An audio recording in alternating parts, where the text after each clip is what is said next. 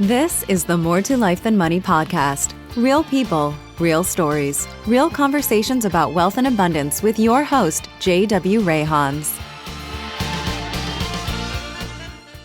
All right, everybody, welcome back to the More to Life Than Money podcast. Today, we have someone who has just shown outstanding determination, resilience, effort, being an outstanding mom, prioritizing her kids, doing it all as a business owner, overcoming significant challenges, and even made a move across the country throughout her life, and really has an outstanding story. And I am very excited for all of you to get to know Kourtney in the way that her and I are beginning to get to know each other. And so today, you better buckle up, because I can tell you this is probably going to be a bit of an adventure. There's probably going to be a bit of a ride to what we do. And there's going to be some things about Kourtney that will absolutely shock you, especially when you get to know a little bit about where she's at today and where she started. So with that, Kourtney, I am so thankful that you and I get to have this conversation, that you and I get to know each other new.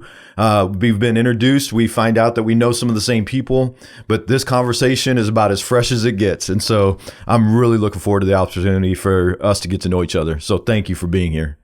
Thank you for having me. Yeah, it's going to be a lot of fun. Yeah. So I want to start with this. There's some qualities of you that have been made known to me. And even in just reading what you shared, in visiting with a few people that you know, some of the things that I mentioned in the intro are absolutely true. But I also know that there's some other qualities that people really appreciate about you. I mentioned determination, and you've lived quite a life. And it seems like there's not much that can slow you down. And there's probably not anything that can stop you from what you set your mind to. And that's an outstanding quality. You've got this, I don't know, even just in the first time that we met, you've got this energy about you, you've got this life about you, and yet there's a bit of a humility inside you as well. And so I'm just looking forward to really letting that shine a little bit in our conversation today. But let's start with, you moved from Chicago to Arizona in the summer. Yeah. Why in the world would you do that? Because my parents thought it would be a great idea, and I just do not understand their thought process, but whatever. It brought you here, didn't it? Yeah, I'm very thankful that it moved us, our whole family out here. It was a great move, personally, professionally, financially. But I was in 8th grade at the time, so to me, it was horrible. Yeah. Probably wasn't the movie that you wanted to make in junior high and then going into high school. No. Leaving all your friends, leaving what you know, leaving Chicago, and coming to this brand new place. What in the world was that like as an 8th grader? It was horrible, and especially because I was used to like green and beautiful, and then you come here and it's the complete opposite. And but you know what? I'm really thankful that I got to finish growing up here, because I kind of got to see the town of Gilbert grow up along with me. You have been able to see it grow a lot. Yeah. So. What other ways do you feel like, now looking back, that move served you, if you think of it that way? I mean, I would say in every way, like I said, personally, professionally, financially, spiritually, all of that. I really think that I have grown exponentially more here than I would have if we would have stayed in the Midwest. Yeah. There's just so much opportunity here. Even to do with the weather, right? Like the weather is so great here. Even in the summer when it's hot, you still have so much opportunity to do things, anything, whether it's work or just being outside, exploring. I mean, it's very true. Yeah, there's so much to do here. And as someone who grew up in the Midwest also, I can completely relate and understand that. Just there's opportunity goes both in what we do professionally, what we get to do as families and friends, what we get to do outside, what we get to do inside. Because of the heat in the summer, there's a lot that caters to the indoors. There's a lot that caters to the outdoors. And Arizona is just a beautiful state. And so, as you mentioned, these different opportunities, what would you say are some of the best opportunities you've been able to capture in your life so far? I would say, first of all, from a real estate perspective, I feel like I have bought multiple properties at really great times, but I've also bought at not the best times. But either way, they've all been excellent moves. Arizona's exploding in growth, and they're not making more land. Yeah, So that's right. You hear that in real estate a lot, don't you? yeah. Yep. And so for that's one huge opportunity that I had that has really worked out. And then just professionally too, with work, there's so much growth here. I mean, we're always going to need roads to drive on. And since I work in road construction, not only with Arizona being like a growing state, but then all the resurfacing of the roads that are currently in existence, it's huge. Yeah. So let's back up a step. Okay. Some of our listeners are watching this, and I grew up in construction, and let's just be straight with people. You are a beautiful woman, and you just said you're in road construction. That doesn't sound normal. How in the world did you end up in road construction? No, I feel like I get that all the time when people meet me in person. Right. They're like, you do what? Do you work for your dad? Oh my! I can see how that could happen. Oh my goodness. Oh, is this your husband's company? Or can I talk to your husband? No, I am the husband. You're like, I am the boss. Yeah. Yeah. So I had a boyfriend in high school, and his family had a trucking company. And so after high school, we were like, oh, well, we're going to get into this business too. And then when it didn't work out with him and we split ways, I was like, well, what am I going to do now? And an asphalt recycling company that we had hauled for was like, I don't want to say they were looking for a salesperson, but it kind of turned into that opportunity. So, I just started selling the recycled asphalt almost 20 years ago. Yeah. So close. Yeah. So here again, you were talking about opportunity before, and sounds like it was something that you decided to capture, an opportunity that presented itself. And the way that you described that, it was almost like maybe they weren't sure and you weren't even sure like what this job was going to be, but it turned into sales, and now you run and own a company. Is that right? Yeah. So I'm basically a broker. I work with the asphalt companies in the valley to sell recycled asphalt. And yeah, that I would say that's basically everything that I do. We do some earth materials like dirt, but it's almost probably 99% recycled asphalt. Yeah. Well, and another one of the great qualities I know about you is that you pursue things because of what they mean, and it has to have meaning in order for you to pursue it. So share with everybody why road construction. Like why do you care about road construction? Why do you care about recycled asphalt? Like what is the reason why you're even in that business? Well, I think there's a couple of different reasons. Number one would be the financial opportunity. I mean, we have a joke that asphalt is the other black gold, right? Like oil. That's right. Oil's black gold, but asphalt's the other black gold. And the ability to recycle it and keep it out of a landfill, but also to provide a super affordable opportunity for people to use that in the valley for dust control, because obviously in Maricopa County, it is illegal to make dust. And people who live on farms or unpaved roads or have unpaved driveways, or businesses that can't afford to spend millions of dollars paving a parking lot, this is a super affordable. I mean, almost anyone can afford this. It's so inexpensive and it's effective. Yeah. So it's really a win-win for everybody. And I have met so many amazing people, made so many amazing connections doing this over the years. And so I'm just super thankful for that. Yeah. Well, and if I can, I'm going to highlight a few things that you shared there that are nuggets that I think people really want to catch on to, because when you're talking about the success that you've experienced, the connections that you've made, the reasons why you're doing it, those are important things to highlight, because my imagination would tell me this hasn't been easy for you as well. And when you look at where you're at now, and if people knew the details of where you're at now, financially, with your kids, where you live, they would look at your life and go, you've got it made. Like you've owned multiple properties, you get to travel. So they'd look at your life and they'd go, Kourtney is successful. And they might even put you in the category of being extremely successful. Help everyone see though, what's the journey been like? Like what's really allowed you, if I just said, what's got you to where you are today, though? Walk us through the storyline. Well, I think from the beginning that I was really struggling when I broke up with my kid's dad. I was like, well, I only graduated high school. I have no college education. I really have no work experience other than our trucking company. Like, I don't know anything else other than construction. My parents were entrepreneurs. And so when my ex and I wanted to start this trucking business, I was like super in. Yeah. Like, I never liked the idea of, trading hours for dollars. That was never going to be my thing. But I was like, I don't know, how this is going to look. And then I had the opportunity to start selling the asphalt. And I'm like, well, I'll just do this until, I don't know, something else comes along. Until you find something else, yeah. So that just kind of took on a life of its own. And I think, what Dave Ramsey says, if you're willing to, work like no one else, later you can live like no one else.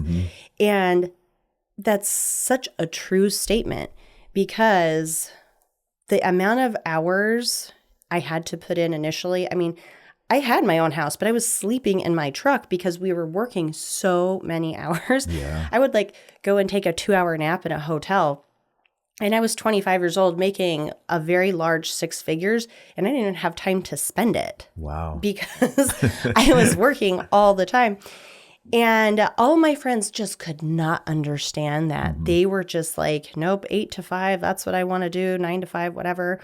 They could not understand the long hours, the weekends, the night work that we did. And then we would finish a night job on the freeway and then pick up and go work in Sun City all day. Wow.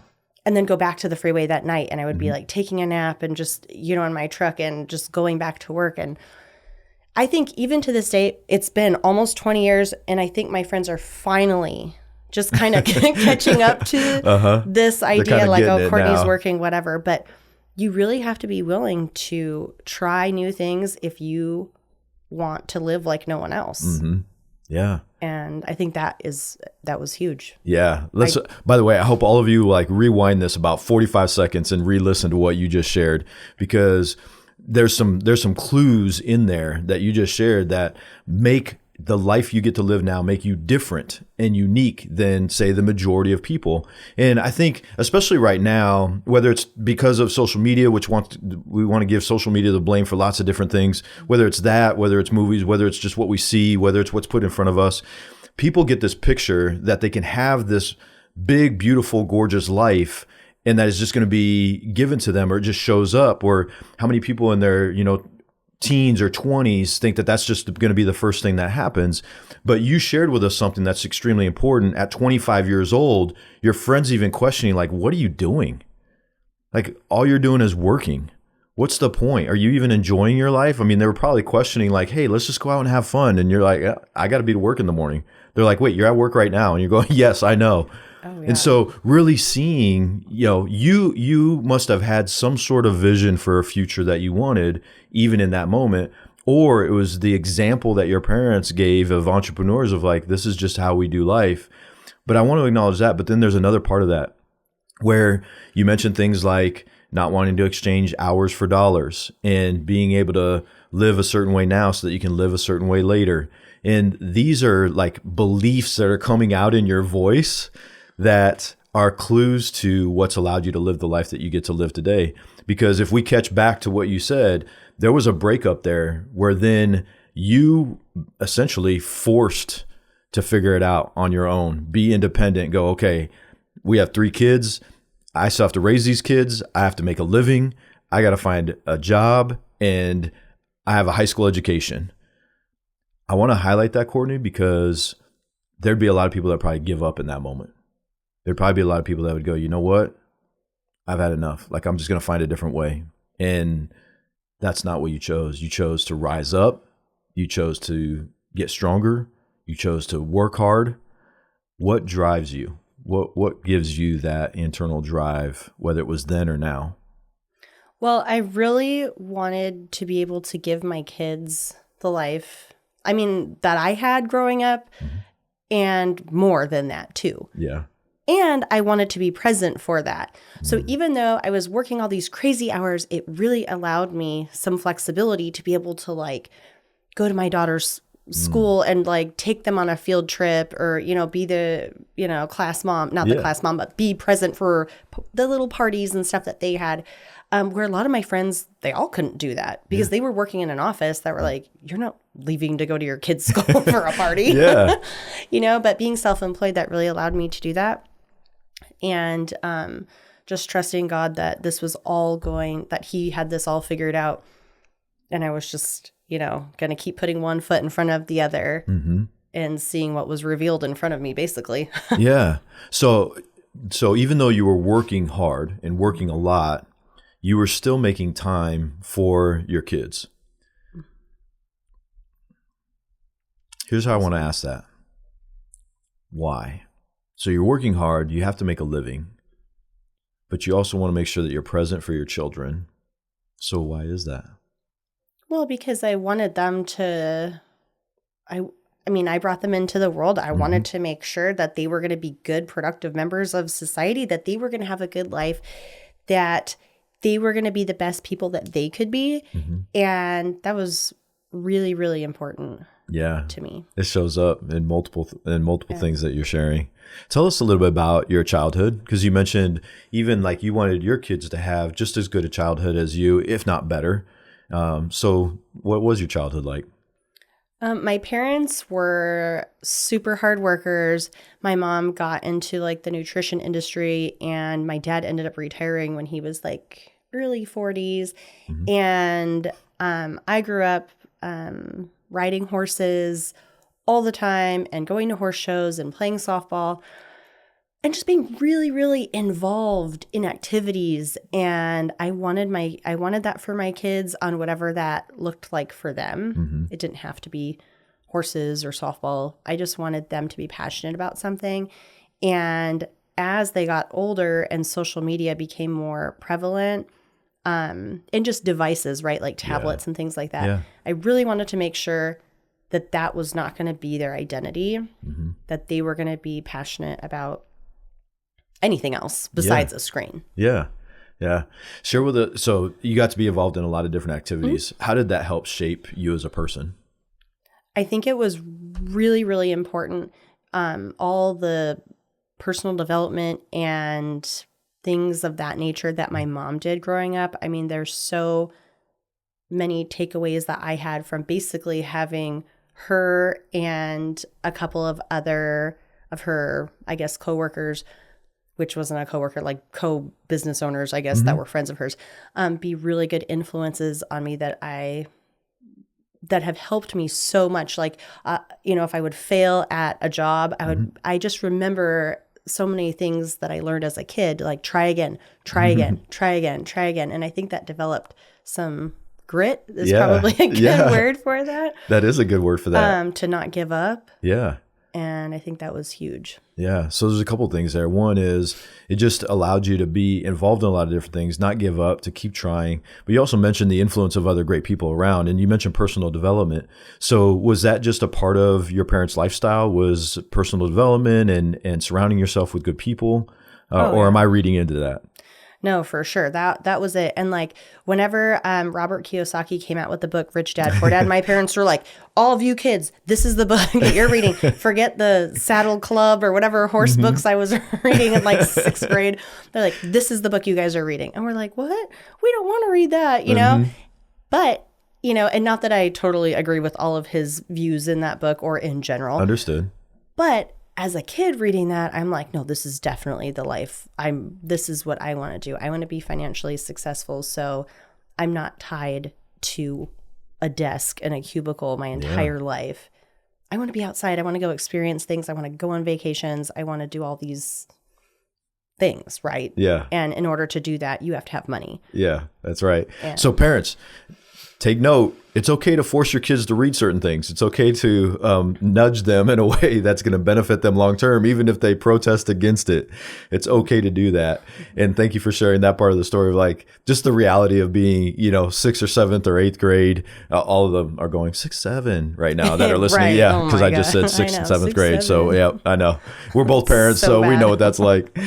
But the reality of that particular moment and you sharing that was, yeah, even if we didn't want to do it, you started to see, yeah, but there's a life here that I want to live even as I grow up. And whether it all stuck then or it came back to you later, there are things that you've actually implemented in your life. You've got the signs of it and the rewards of it right now. What have been some of your most important, I guess I want to call them values as a mom that you've wanted to instill in your kids? I mean, the number one thing would be that I would hope my children would take from me raising them would be that, God is the number one in your life and that he's always going to be there for you. He's always going to love you. Submit to his guidance in your life. So that would be my number one. Okay. Yeah. Hope that my kids would take away. And I think they would agree. Yeah. You and I share that, but I want to ask a question just so that you have the opportunity to express that more of why is that though? Why is that the number one thing that you want your kids to get from you? Because I don't think there's anything more important than your salvation. And what I really want the kids to understand, and I tell them this all the time, is we all, like in society, have this idea like, this is my stuff. This is my house. This is my car. And the kids, say things like, make comments like that, or have over time, well, this is our house. Why are we having these people why are we letting them use our backyard for a party? This is our house. And I want them to know none of this stuff really belongs to us. The Lord is allowing us to be a steward of it. So I don't ever want to own something that I can't freely share with someone else. Yeah. Because he's trusting us to be good stewards of this. And when we're done living in this house, someone else is going to live here.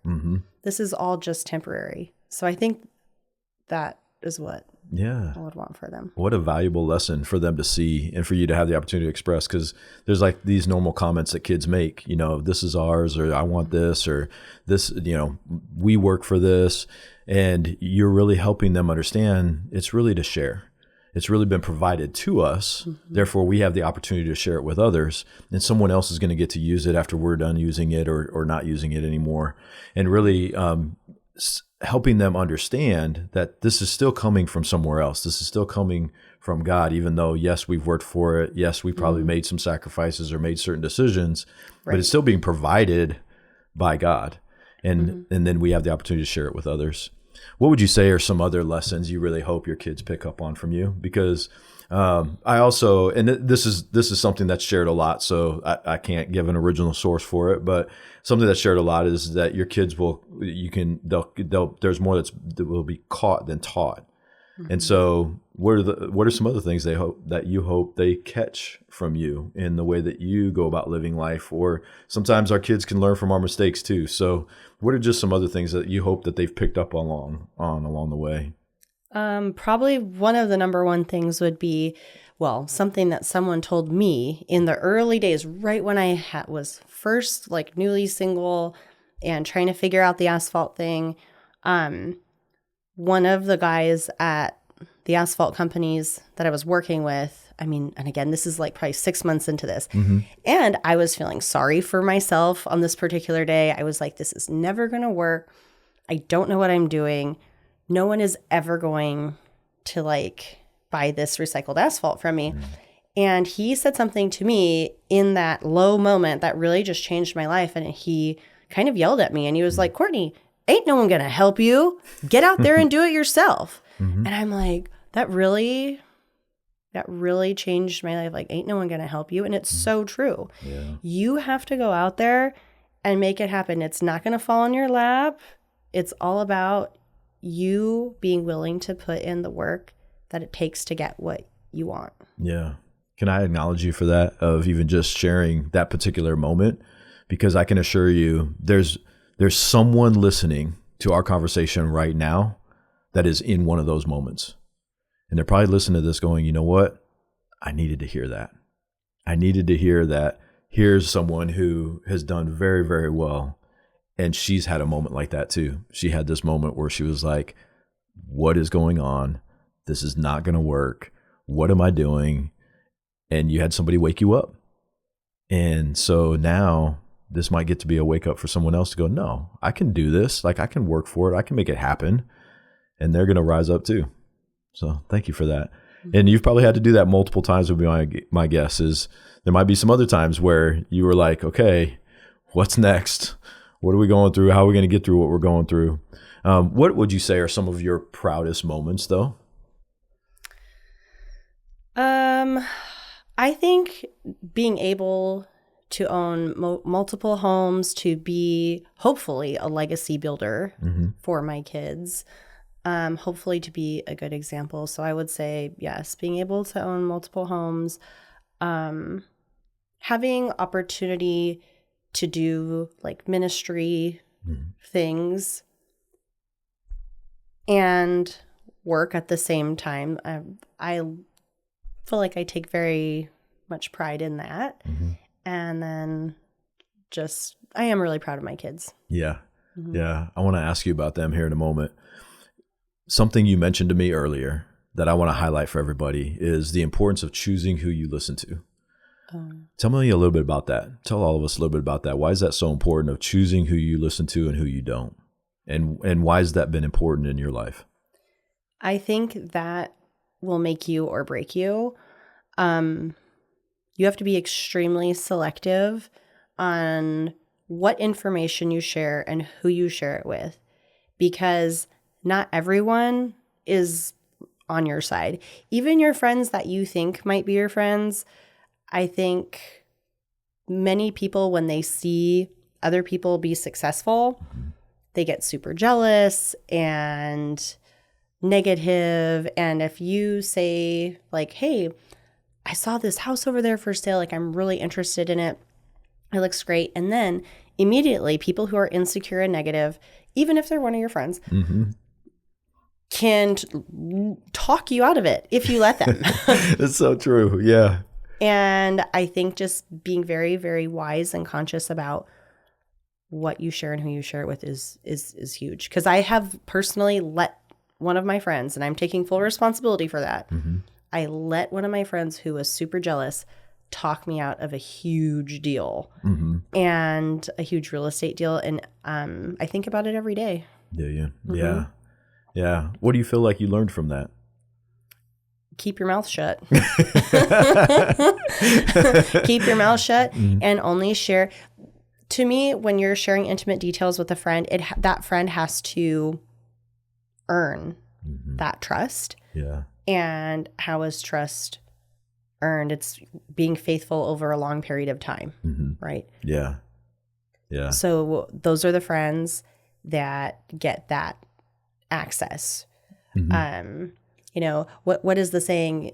Be authentic with everyone, but transparent with only a few. Yeah. I'm going to repeat that because I want everybody to catch that. If you didn't catch that, write that down. So do you want to repeat it or do you want me to? Oh, go ahead. You can repeat it. So be authentic with everyone, but only be transparent with a few. That catch that okay? Yep. Yeah. Yep. So valuable. So let me ask you this. You mentioned your kids, and I'm seeing something in you that I want to ask about before I even ask about your kids. Has your heart ever got you in trouble?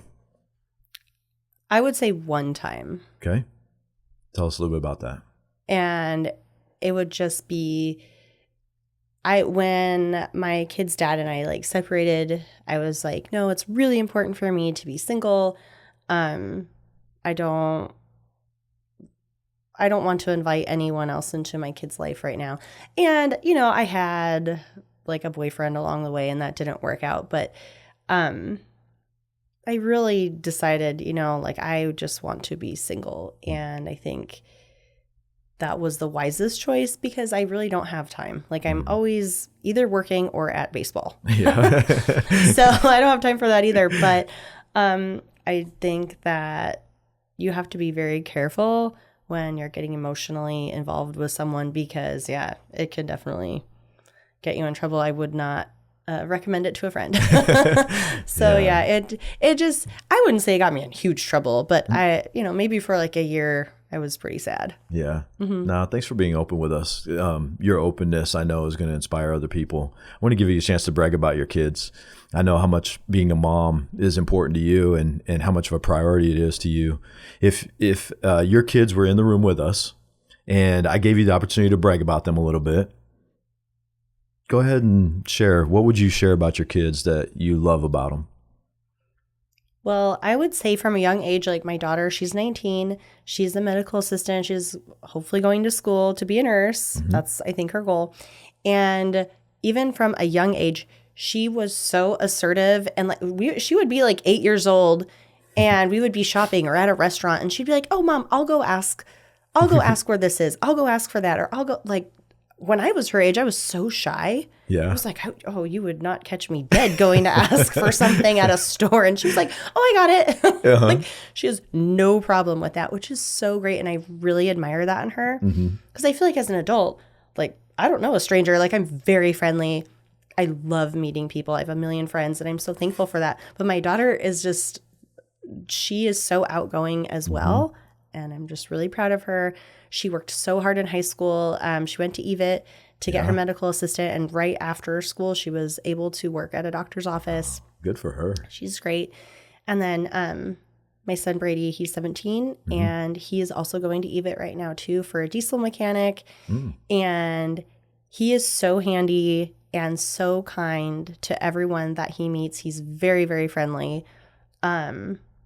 It's just really cool to have a 17-year-old be able to fix your car or a dump truck. I mean, he's so mechanically handy. I was going to say, if we share your contact information, they're going to be reaching out to get to know Brady. Right. Yeah. Can you come help me too? He wants to own his own trucking company. So he's all right, everybody keep your eye out. Yep.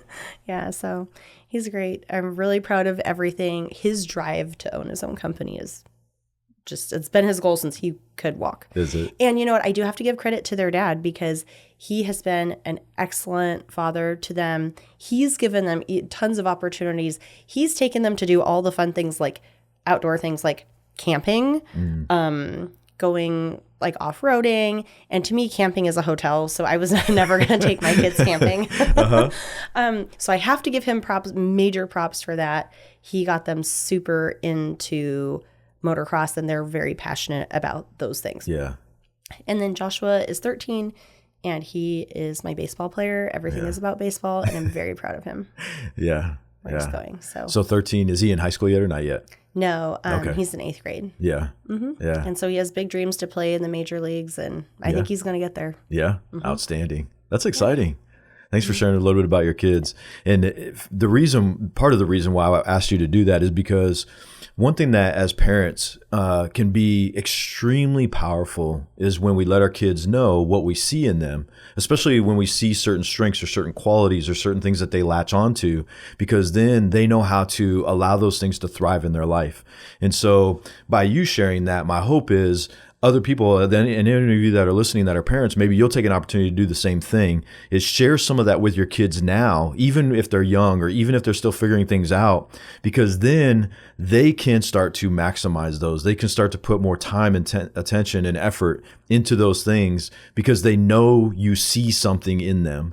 And that's really one of the greatest gifts that we can give, whether it's our kids or someone else, is letting them know what we see in them. So I guess I want to ask you a similar question is along the way being just in life, and it could be your parents, but it could be others, who have been some of the people that you've noticed they just see certain things in you that you've really then been able to take on and embrace and turn it into something? I would say I have many groups of friends, but I have one core group of friends where we really invest in each other spiritually, emotionally. And we've known each other for a long time, probably 16-ish years. Okay. And so we've experienced a lot of life together. Yeah. And I would credit them with a lot of my success. And I think when the saying is true, you're the sum of the 5 people that you spend the most time with. Yeah. Or whatever that saying is, it's absolutely true. Yeah. Tell us a little bit about, this is a long-term friendship. And I want to ask you about this because this is unique and valuable. And I think there's a lot, well, studies and even the latest research has shown that loneliness is one of the things that is a lot of people struggle with. So here you've shared with us, this is a friend group. These are people that you've known each other for a long time. You've stuck together through a lot, 16 years. What do you think has helped all of you carry this friendship for as long as you have? I think being willing to be there for each other in the hard times, the good and the bad. Mm-hmm. Yeah. That's a real friend, a 2 a.m. friend. Like when you call them, hey, like I just got in a car accident. Hey, like, I don't know, my kid did this and I'm upset. Mm-hmm. Like, I'll be right there. Yeah. You know?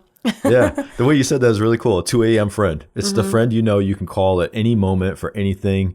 It's the friend that when you're in need, that you'll call them. The friend that when you want to celebrate, you'll call them. It's really being able to rely on one another. Yeah. Thanks for sharing that. Is there any other qualities that you think of that have allowed those friendships to stay so strong for so long? I think picking friends that have already done work on themselves, meaning that they aren't boundary violators. They aren't someone that's going to use you. They're not codependent. I mean, I love everyone. I'm excited to meet new friends. Like, I love that. But you also have to make sure, like I said, be authentic with everyone, be transparent with a few. And it's weeding out those that deserve to be to see the transparent you. Yeah. Right. You have to protect yourself with your boundaries and weeding out people that, might be friends from a distance. Yeah. But they don't get to see, the nitty gritty every day. Yeah. No, it's okay to say that directly. It's just you and I visiting right now. It's not like the whole world's listening. Sorry. They might be. But that's the reality of it, though, is choosing who we have those real close friendships with, those real close relationships with, really does make a difference. And I think sometimes that can be difficult. I know, especially even for me, I'm like you. I enjoy meeting people. I enjoy being around people. I enjoy helping people. And I've also had to realize that it's important to understand who your real friends are and who isn't, and who you're going to allow into your life and who you just maybe keep with as an acquaintance. And so I want to ask you a question. I've asked this of other of our guests that have just experienced a lot of success. Have you found yourself needing to be more protective of those close relationships or those friendships the more successful you've become? In what way? I'm sorry. I guess, well, as you've experienced more and more success, have you noticed that you really need to pay attention to who you trust and who you don't, that who you keep as friends and who you don't? And do you do that any differently now than you did, say, 25 years ago? Oh, yes. So I would say definitely. I think that I've been very, very fortunate. I have another group of friends that I've probably been friends with for 20 years, and they're kind of along the same wavelength, right? Like, we're very, very transparent with each other. But throughout the years, that group has had maybe more friends come and go that are not aligning with our values, our, expectations, and who aren't a 2 a.m. friend. Yeah. I think that's really important to keep good boundaries, and I don't have time or room for bad behavior. And there's no perfect people. I'm not perfect. Right. Yeah, none of us are. So, a little grace goes a long way. Yeah. People are going to hurt. I'm going to hurt my friends unintentionally, right? That's just part of being human. There's no perfect people, but knowing your boundaries on, what's acceptable and what's not. Yeah. No, thank you for sharing that too, because that is very valuable of any of us to really think about who are the ones that you're allowing to have influence in your life and who are the ones that you're surrounding yourself with, because that really does make a difference, not just in what you're experiencing now, but what you'll experience in the future. And for any of us that have had friendships that either come have gone or stuck around a long time, we also realize they either contribute positively or negatively to how much you enjoy life, or how much stress is in your life, positive stress or negative stress. And so what you're sharing is actually a really core principle of just the ability to enjoy life to its greatest potential, to the fullest that you can. is who those people that are close and who those people that you just get to enjoy every now and then. So I appreciate you being open about that and letting us see, here's some insights to what's allowing you to live the life that you get to live. And I guess that's where I want to ask the next couple questions is, if you were to just kind of like sum up, let's say, I'm going to put this in a bit of perspective. Let's say that there's a group of your daughter's friends, okay? They're all at your house. Everybody's hanging out. And for whatever reason, they're like doing a spa day. They're in a great mood, and you come walking through the room and they're like, wait. How do we be successful? Like, how do we get to enjoy life the best way that we possibly can? And you only have their attention span for like 30 seconds. What are the things that you're going to share with them to go, you know what, for all of you girls, I really hope this is the kind of path that you follow? What are some clues that you'd give them? What's some advice that you'd give them? I would tell them, don't ever let someone tell you you can't do something. Yeah. And I think that's probably number one. Yeah. Don't ever let someone tell you that you can't do something. Mm-hmm. Yeah. And if you think you can, you will. Yeah. You absolutely will. I think now something I took away that was so big for my childhood was like your mentality. Mm-hmm. And I know I don't want to say it's like it's neurologically based, and I can't remember like the proper term, but your brain is so powerful. If you think you can, you absolutely will. Yeah. Yeah. Our brains are much more powerful than we give them credit for. That's what I would tell them. Yeah. So don't let anybody tell you can't do something. And if you think you can, you will. Yep. Yeah. If you pour into it, if you have that level of belief. And I think where you might have been going with that, Kourtney, is that there is research that shows that our minds actually can't distinguish between reality and what we paint as a clear picture in a vision. Mm-hmm. So if you get really, really clear about what you want life to look like or something you want to accomplish, it's why we have those moments where we think back on life and we question, we're like, wait, did that really happen or did I make that up? Mm-hmm. Like, have you ever had a moment like that where you're like thinking back and you're like, wait, did I really do that or did I just make that up? It's because our minds don't know the difference. If it's that vivid in our mind, it perceives it as reality. And that's where you're going with that. And that advice that you would share with them is, hey, if there's something you really want to do, if there's something you really want to accomplish, if there's a way you want your life to really look, get super clear about that, believe in it, and it will happen. You will be guided in that direction. And you've probably experienced this too. Somehow the right people start showing up in your life as well. And so there is like this greater power, if you will, that is beyond kind of our comprehension that allows us to live things out when we make them that clear. So wouldn't that be a fun moment? By the way, I'm just curious. Have you ever had a moment like that with your daughter's friends where they're just kind of, and they're like, Kourtney, what do we do? Yeah, with them for sure. And I would say even more with like coworkers or my son, because he'll be like, oh, I'm in a slump. This was like a couple months ago. No, maybe like 6 months ago. I'm in a slump. So this must be Joshua talking about baseball, right? Yeah.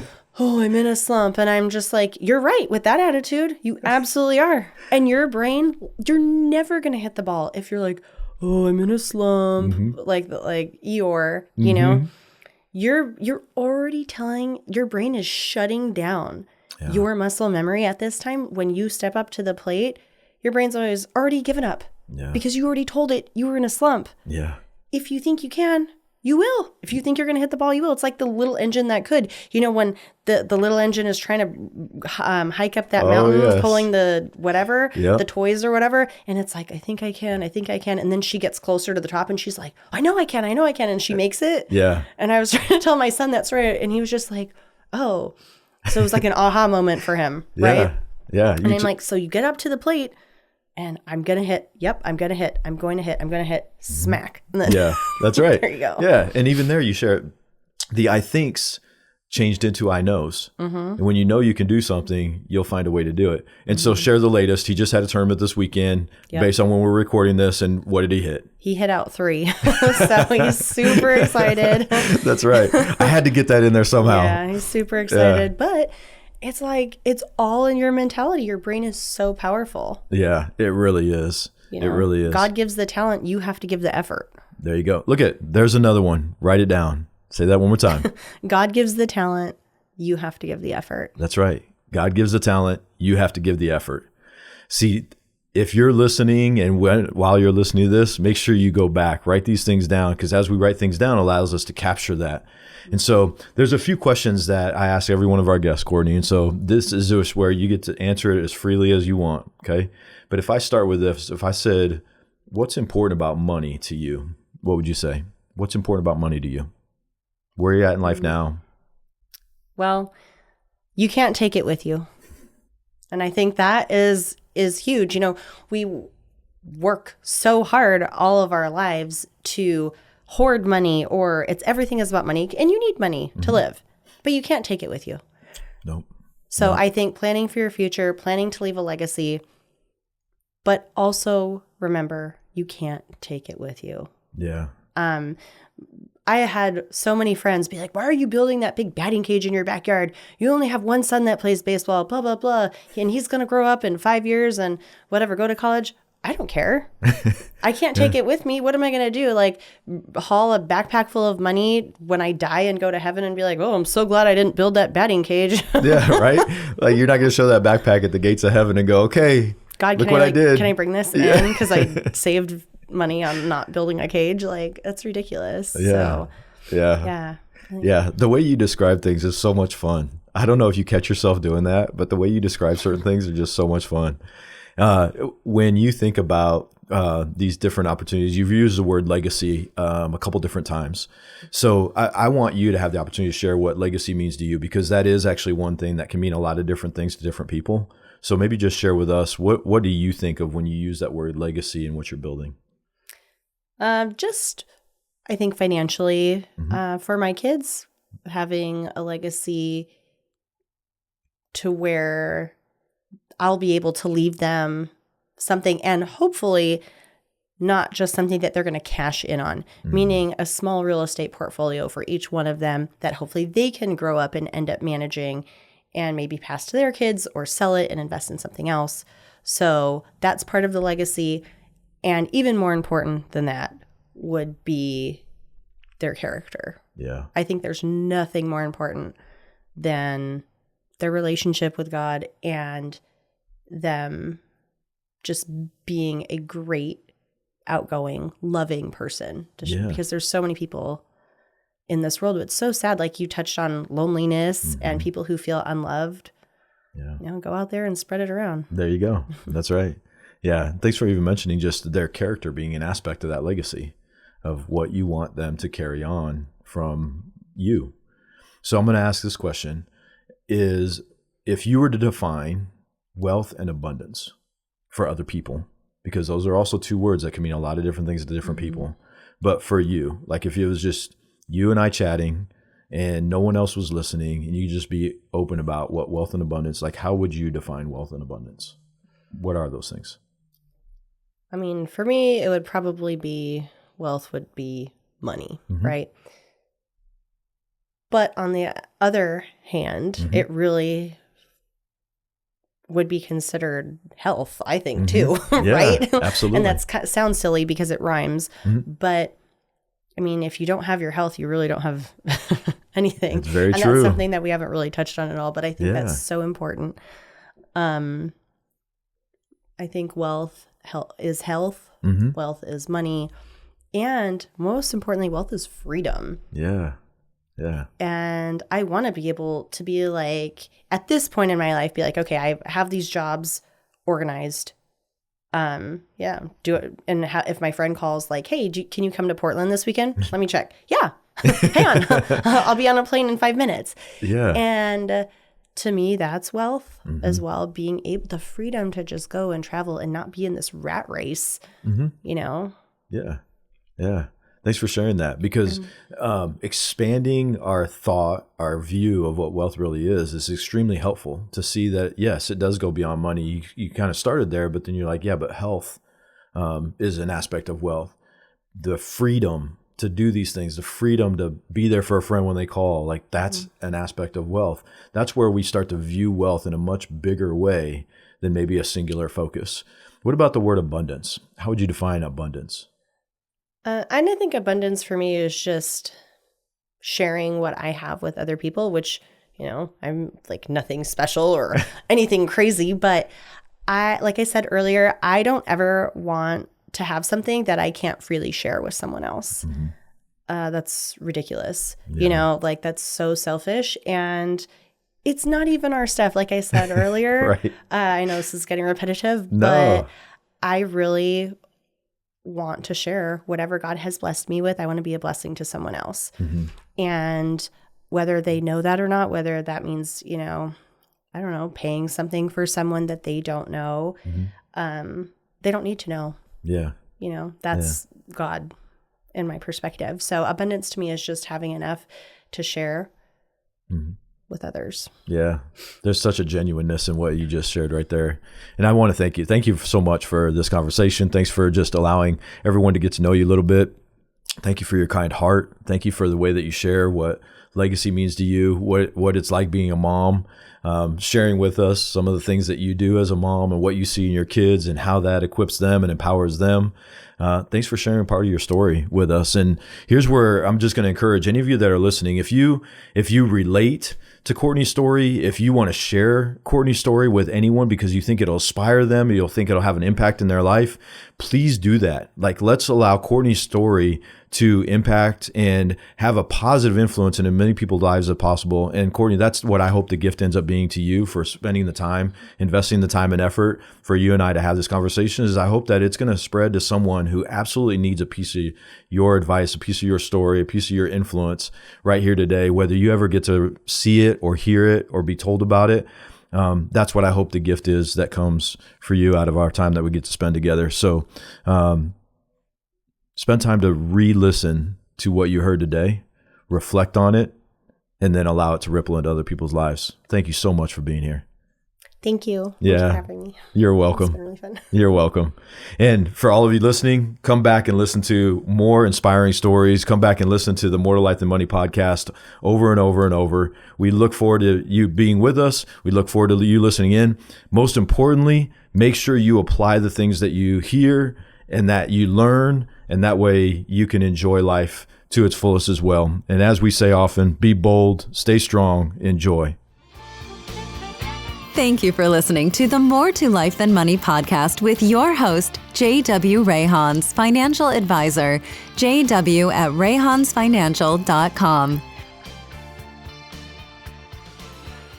Guests are not affiliated with or registered with Cetera Wealth Services, LLC. Any information provided by guests is in no way related to Cetera Wealth Services, LLC, or its registered representatives, unless otherwise noted as a representative of Cetera Wealth Services, LLC. The opinions contained in this material are those of the author and not a recommendation or solicitation to buy or sell investment products. This information is from sources believed to be reliable, but Cetera Wealth Services, LLC cannot guarantee or represent that it is accurate or complete. Securities offered through Cetera Wealth Services, LLC, doing insurance business in California as CFGAN Insurance Agency, LLC, California Insurance License Number 0644976, member FINRA/SIPC. Advisory services offered through Cetera Investment Advisors, LLC, a registered investment advisor. Cetera is under separate ownership from any other named entity. California Insurance License Number 0M15552. The views depicted in this material are for informational purposes only and are not necessarily those of Cetera Wealth Services, LLC. They should not be considered specific advice or recommendations for any individual. Neither Cetera Wealth Services, LLC, nor any of its representatives may give legal or tax advice. 313 North Gilbert Road, Suite 200, Gilbert, Arizona 85234.